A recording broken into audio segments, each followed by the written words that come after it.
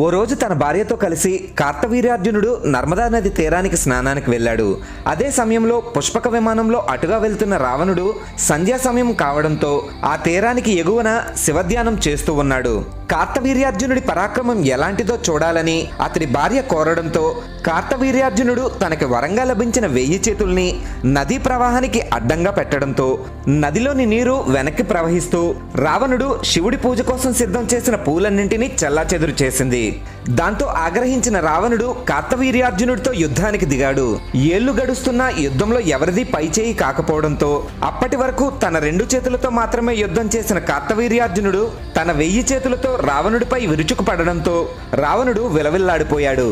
పంచభూతాలనే తన అదుపులో పెట్టుకున్న రావణుణ్ణి కార్తవీర్యార్జునుడు బంధించడంతో రావణుడి తాత పులస్య బ్రహ్మ రావణుణ్ణి విడిచిపెట్టమని ప్రాధేయపడ్డంతో కార్తవీర్యార్జునుడు శాంతించి రావణుణ్ణి విడిచిపెట్టాడు.